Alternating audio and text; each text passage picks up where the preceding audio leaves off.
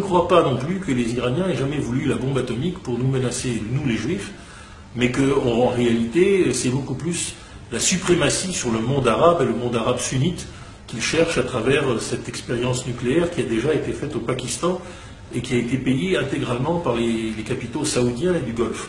Donc, nous sommes ici dans une histoire compliquée. Et si vous me demandez le fond de ma pensée, bien sûr, c'est que le peuple iranien est aujourd'hui, comme il était hier, le plus proche et de loin du peuple juif, et que certainement s'il y a un pays qui est un peu imperméable à l'antisémitisme, c'est bien celui-là. Donc ce serait, comme le disait Omar Bradley, la guerre contre la Chine, quand MacArthur l'agitait tous les jours, une guerre avec l'Iran serait the wrong war at the wrong moment with the wrong enemy.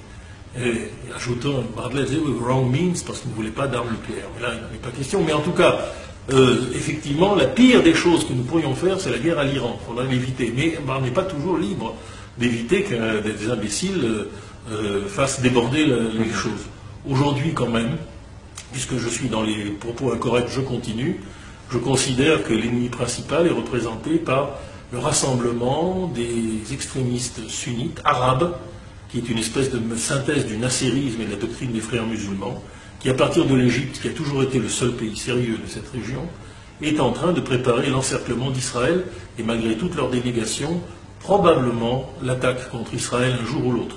Donc nos alliés face à ces hommes-là, ce sont les chiites, comme toutes les minorités religieuses du Moyen-Orient, sont bien entendu les Iraniens, et sans aller jusqu'à le qualifier d'allié, je ne lui veux pas autant de mal que ça, mais Bachar Assad aujourd'hui doit pouvoir tenir en Syrie au moins comme une des composantes d'une solution négociée. Je ne suis pas pour un triomphe à la Kadhafi en Syrie, ce n'est pas la Libye.